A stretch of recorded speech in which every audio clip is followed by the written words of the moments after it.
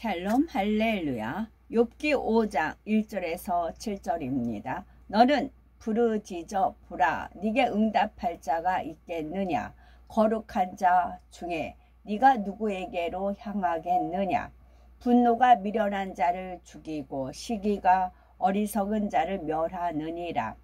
내가 미련한 자가 뿌리 내리는 것을 보고 그의 집을 당장에 저주하였노라.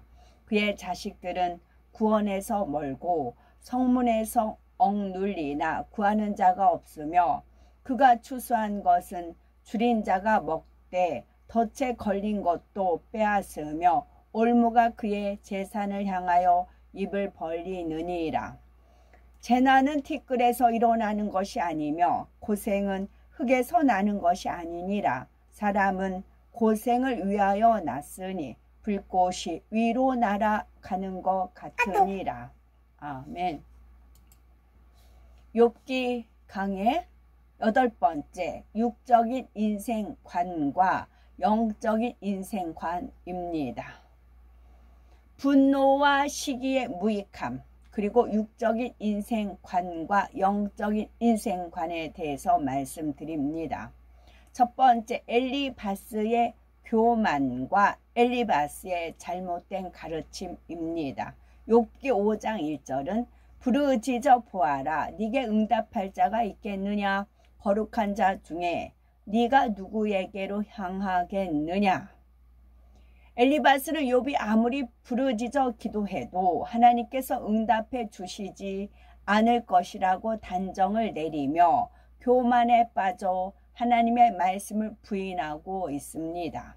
그러나 환난 날에 하나님을 부르면 건져주시고 부르짖어 기도하면 응답해 주시는 것이 하나님의 뜻입니다. 또한 엘리바스는 이렇게 악하고 추한 너의 모습으로 어떻게 거룩한 자들 앞에 나가겠느냐. 네 주제를 알아라. 이런 의미로 욥을 질책하는데 이 말도 옳지가 않습니다. 예수님께서는 선한 사람만이 아니라 악하고 추한 사람도 구원하고자 이 땅에 오셨지요. 억눌린 자들을 돌아보시고 세리와 죄인들과 같이 소외된 자들을 찾아가셔서 그들의 벗이 되어 주셨습니다. 어떤 이들은 죄인들과 함께 식사하시는 예수님을 보고 비난했지만 예수님께서 이 땅에 오신 목적은 부유하고 의로운 사람을 위함이 아니라 가난하고 병든 사람 그리고 죄인들을 위한 것임을 가르쳐 주셨죠. 바로 아버지 하나님의 마음이시지요. 그런데 엘리바스는 욥의 더러움을 탓하며 바리새인들과 같이 하나님의 말씀을 부인하고 있습니다.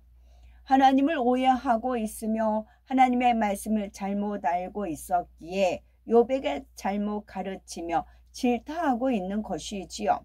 자신의 악한 모습은 깨우치지 못하고 오히려 의인을 책망하는 격입니다.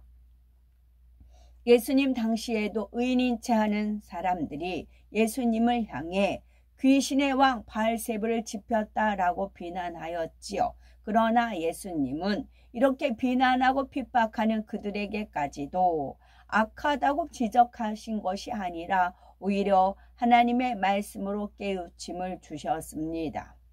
우리도 이런 주님의 마음을 닮아야 합니다. 죄악 가운데 거하는 이들이나 교회를 떠난 이들을 보더라도 정죄하는 것이 아니라 긍휼히 여기며 언제든 돌이키기를 기도하는 성과 사랑을 이루어야 하지요. 두 번째, 분노와 시기의 무익함을 살펴보면 욥기 5장 2절에 분노가 미련한 자를 죽이고 시기가 어리석은 자를 멸하느니라.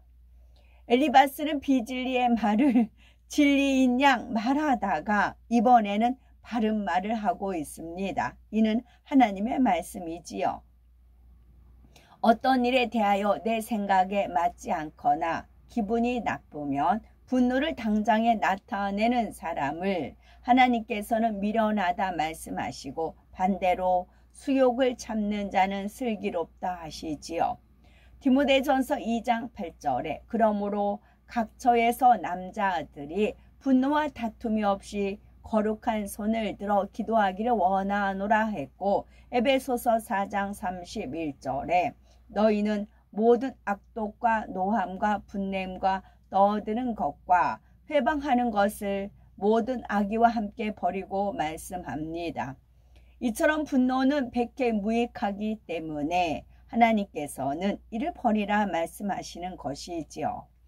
또한 잠언 14장 30절에 마음의 화평은 육신의 생명이나 시기는 뼈의 썩음이니라 하였고, 야고보서 3장 16절에 시기와 다툼이 있는 곳에는 요란과 모든 악한 일이 있음이니라 했습니다. 이처럼 시기 질투는 상대와 주변을 힘들게 할 뿐만 아니라 뼈의 썩음같이 바로 자기 자신을 괴롭히는 악입니다. 시기 질투가 정도를 넘으면 투기로 발전하여 상대를 저주하고 심지어 살인까지도 서슴지 않지요. 대표적인 예로 성경에서 동생 아벨을 시기하여 살인했던 가인의 경우를 들 수가 있습니다. 또 예수님께서 십자가에 못 박혀 돌아가신 것도 그 당시 대제사장들을 비롯한 종교 지도자들의 시기심 때문이었습니다. 사도 바울도 하나님의 권능을 크게 나타낼수록 악한 사람들로부터 시기를 받으며 핍박당했던 것을 볼 수가 있지요. 이러한 시기 질투와 분노는 사단으로부터 오는 것이며 사람을 멸망의 길로 이끌어 가기에 반드시 버려야 할 악입니다. 욥기 5장 3절에서 8절에 내가 미련한 자의 뿌리 박는 것을 보고 그 집을 당장에 저주하였노라. 그 자식들은 평안한 데서 멀리 떠나고 성문에서 눌리나 구하는 자가 없으며. 엘리바스는 욥이 분노하며 감정을 억제하지 못하는 모습을 미련하다며 욥과 그의 집안까지 저주합니다. 욥이 망하기 전에는 자식들도 부를 누리며 평안하게 잘 살았었지만 한순간에 생명을 잃었으니 이제는 평안과는 거리가 멀다고 말하는 것입니다. 성문에서 눌렸다는 것은 권세의 힘에 눌린 것을 의미하지요. 엘리바스는 욥과 자녀들이 하나님의 권세에 눌려 이 지경이 되어 버렸다고 말하고 있습니다. 하나님이 이렇게 하셨으니 구해줄 사람이 없다고 단정하는 것이지요. 예전에는 욥에 비해 엘리바스의 위치가 더 낮고 부족하니 욥을 사랑하며 존경한다 했습니다. 그런데 지금은 욥의 처지가 어려워지면서 자신이 더 나은 상황이니 이전에 존경했던 욥을 이처럼 경멸하고 비난하는 것을 볼 수가 있지요. 이것이 바로 전형적인 육의 사람의 속성입니다. 내게 은혜를 끼치고 도움을 준 사람이라도 그가 낮아지고 어려움을 당하면 지금까지 받은 은혜와 고마움도 잊어버리지요. 세 번째 말의 중요성. 욥기 5장 5절에 그 추수한 것은 줄인 자가 먹되 가시나무 가운데 있는 것도 빼앗으며 올모가 그의 재산을 향하여 입을 벌리느니라. 여기서 줄인 자란 침략자를 말합니다. 침략자는 부족한 것이 있기 때문에 만족을 채우기 위해서 남의 것을 노략질하는 것이지요. 욥이 농사를 지어 추수한 것을 철조망 같은 가시나무로 아무리 잘 지켰다 해도 그것까지 침략자에게 다 빼앗겼다는 말입니다. 엘리바스는 욥의 입에서 나오는 악한 말들이 올무가 되어 권세자에 의해 재산을 다 빼앗겼다고 질타하고 있는 것입니다. 말이 올무가 되었다는 이 말은 맞는 표현이며 영계의 법칙이지요. 잠언 18장 21절에 죽고 사는 것이 혀의 권세에 달렸나니 혀를 쓰기 좋아하는 자는 그 열매를 먹으리라 말씀하셨지요. 많은 사람이 자신의 말로 인해서 시험이 오고 재앙이 닥쳐도 그 원인을 모르고 살아갑니다. 어떤 사람은 무익한 말을 한 후에 상대가 화를 내면 에이 농담으로 한 건데 뭘 그렇게 화를 내? 라고 말하기도 하지요. 사람은 입술의 고백대로 복을 받기도 하고 저주를 받기도 하는 것이므로 상대에게 상처를 입히고 스스로 저주를 자초하는 말들은 지나가는 말이라도 해서는 안 됩니다. 농담 한마디라도 진리에 위배되면 자신과 다른 사람을 찌르는 가시가 되고 올무가 되어 사단의 송사를 받기 때문입니다. 복을 받는 이 부분에서 재미있는 것이 지금 떠올려져서 평택에서 있던 분인데 남자 이제 세 분이 식사하러 가셨어요. 식사하러 갔다 오면서 뭐 가방에서 그 모가를 엄청나게 막 꺼내요. 그러면서 막 나눠준 이제 원하는 사람 가져가라고 그래요. 그래서 이제 저는 그 얼마 전에 모가를 5개 만원주고 샀거든요. 그래서 푸르스름한 거라 노랗게 익으려고 식탁 위에 올려놓고 노랗게 익기를 이제 기다리고 있었던 참이었습니다. 이거 어디서 났냐고 했더니 주웠대요. 그래서 분명히 주웠대요. 그래서 모가나무가 있어서 저게 감이냐 모가냐 세 분 남자들이 그렇게 하다가 우리 한번 가보자 했더니 그 밑에가 모가가 떨어져 있더래요. 그래서 성성한 거 주워왔다. 지금도 많이 떨어져 있다. 그러시는 겁니다. 그래서 거기 이제 주성 한 10몇 개인데 이제 나눠 가지라고 그래요. 그래서 이제 땅에 떨어진 거는 주술 수도 이제 가져도 되니까 그럼 나 주스러 가겠다고 이제 그랬어요. 거기가 어디냐 위치를 알려달라 그랬어요. 그랬더니 말리는 사람 가라는 사람 이제 웅성웅성합니다. 그러다 주인한테 걸리면 냅다 물어줘야 된다는 사람, 가지 말라는 사람, 가봐라는 사람 막 웅성웅성 했어요. 근데 저는 이제 주님의 오더가 있으니까 가라 이제 그래서 그럼 가겠다고 난 가겠다고 했더니 이제 그 모가를 주워온 분이 이제 나눠주기 좋아하신 분이에요. 그분이 앞장섰어요. 갔더니 모가가 그냥 한길가에 있는 것이 아니고 밭을 2개를 지나서 있는 거예요. 그러니까 거기 사람들이 별로 안 다니니까 이제 많이 떨어져 있는 거예요. 그리고 갔더니 엄청나게 떨어져 있어요. 정말. 그리고 이제 떨어지면서 썩고 떨어지면서 썩고 그랬어요. 그래서 그 풀숲이 있는데 뭐 점펑점펑 해가면서 주웠어요. 이제 성성한 걸 제가 많이 주워왔어요. 그래서 5개 만원인데 3만원어치 주운 거예요. 15개 정도.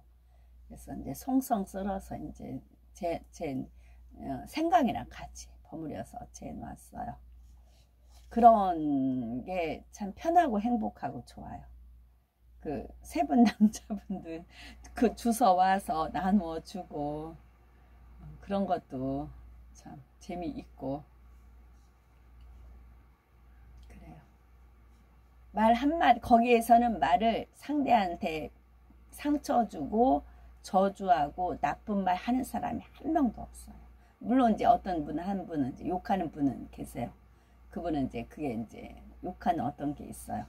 그분 외에 그분도 남을 우리가 있는 사람들한테는 뭐라고 안 해요. 근데 잘못한 사람들에 대해서 이제 욕을 하고 그러는데 거기는 말 한마디 한마디를 나쁘게 하질 않아요. 서로가 배려해주고 위해주고 말 한마디라도 서로가 그래요. 4번째 육적인 인생관과 영적인 인생관입니다. 욥기 5장 6절에서 7절에 죄악은 티끌에서 일어나는 것이 아니요 고난은 흙에서 나는 것이 아니라 인생은 고난을 위하여 났나니 불티가 위로 나름 같으니라. 이 말대로 티끌이 재앙을 일으키는 것도 아니고 흙이 고난을 주는 것도 아니지요. 그러나 한편으로는 사람은 흙을 통해 심고 거두어 먹고 살아갈 수 있기 때문에 고난도 축복도 흙에서 난다고 할 수가 있습니다. 여기서는 육적인 인생관과 영적인 인생관을 구분하는 것이 중요하지요. 엘리바스가 말한 대로 인생은 고난을 위해 난 것일까요?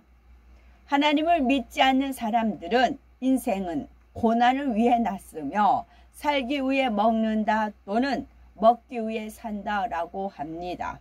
죽음으로써 모든 것이 끝난다고 생각하니 자신의 유익만을 취하며 어떻게 하면 좀 더 좋은 것을 먹을까? 어떻게 하면 부귀와 권세와 명예를 누릴까 하는 육적인 인생관을 가지고 살아가지요. 이렇게 이 땅의 소망만을 가지고 살아가는 사람의 눈으로 볼 때는 인생은 고난의 연속이며 고생하려고 태어난 것처럼 느껴집니다.